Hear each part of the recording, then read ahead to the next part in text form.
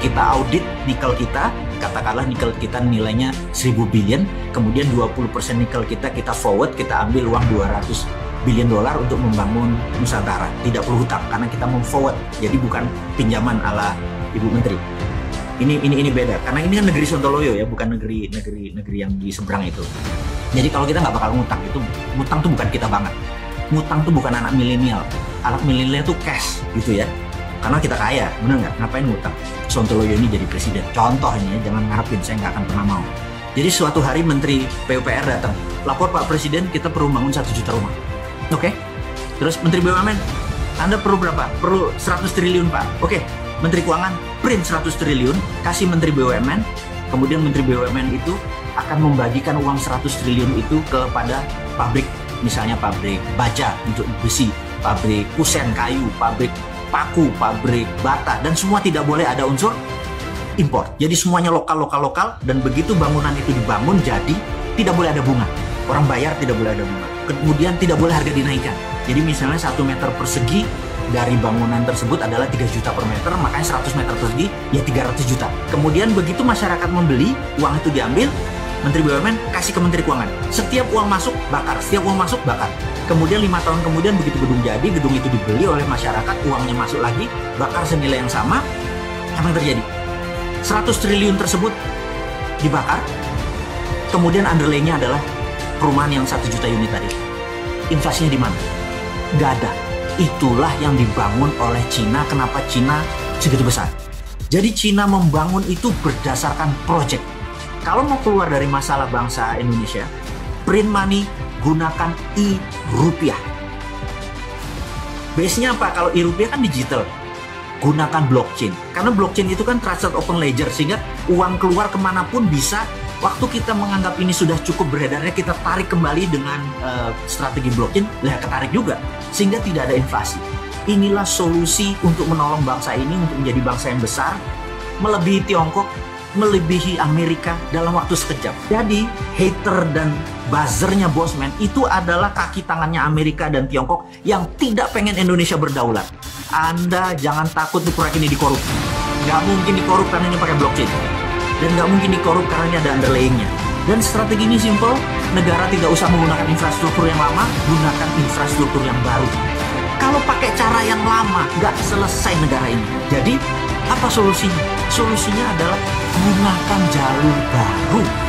Lupakan yang lama, biarin yang lama, biar orang yang lama, yang politikus, apa segala macam, biar di sini. Kita yang muda-muda gunakan jalur baru. Itulah yang akan kita lakukan segera, gunakan e-rupiah.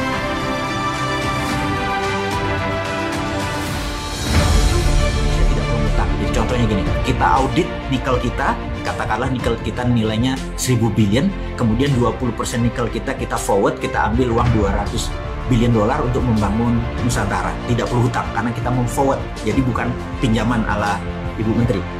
Ini beda, karena ini kan negeri Sontoloyo ya, bukan negeri yang di seberang itu. Jadi kalau kita nggak bakal ngutang, ngutang tuh bukan kita banget. Ngutang tuh bukan anak milenial. Anak milenial tuh cash gitu ya. Karena kita kaya, bener nggak? Ngapain ngutang? Sontoloyo ini jadi presiden. Contoh ini ya, jangan ngarepin, saya nggak akan pernah mau. Jadi suatu hari Menteri PUPR datang, lapor Pak Presiden, kita perlu bangun 1 juta rumah. Oke? Terus Menteri BUMN, Anda perlu berapa? Perlu 100 triliun Pak. Oke. Menteri Keuangan, print 100 triliun, kasih Menteri BUMN, kemudian Menteri BUMN itu akan membagikan uang 100 triliun itu kepada pabrik, misalnya pabrik baja untuk besi, pabrik kusen kayu, pabrik paku, pabrik bata, dan semua tidak boleh ada unsur impor. Jadi semuanya lokal, dan begitu bangunan itu dibangun jadi tidak boleh ada bunga. Orang bayar tidak boleh ada bunga. Kemudian tidak boleh harga dinaikkan. Jadi misalnya 1 meter persegi dari bangunan tersebut adalah 3 juta per meter, makanya 100 meter persegi ya 300 juta. Kemudian begitu masyarakat membeli, uang itu diambil, Menteri BUMN kasih ke Menteri Keuangan. Setiap uang masuk, bakar. Setiap uang masuk, bakar. Kemudian 5 tahun kemudian begitu gedung jadi, gedung itu dibeli oleh masyarakat, uangnya masuk lagi, bakar senilai yang sama. Apa yang terjadi? 100 triliun tersebut dibakar, kemudian underlay-nya adalah perumahan yang 1 juta unit tadi. Inflasinya di mana? Nggak ada. Itulah yang dibangun oleh Cina. Kenapa Cina segitu besar? Jadi Cina membangun itu berdasarkan project. Kalau mau keluar dari masalah bangsa Indonesia, print money, gunakan e-rupiah. Base-nya apa? Kalau e-rupiah kan digital. Gunakan blockchain. Karena blockchain itu kan trusted open ledger, sehingga uang keluar kemanapun bisa. Waktu kita menganggap ini sudah cukup beredarnya, kita tarik kembali dengan strategi blockchain, ketarik juga. Sehingga tidak ada inflasi. Inilah solusi untuk menolong bangsa ini untuk menjadi bangsa yang besar, melebihi Tiongkok, melebihi Amerika dalam waktu sekejap. Jadi hater dan buzzernya Bosman itu adalah kaki tangannya Amerika dan Tiongkok yang tidak pengen Indonesia berdaulat. Anda jangan takut untuk proyek ini dikorup.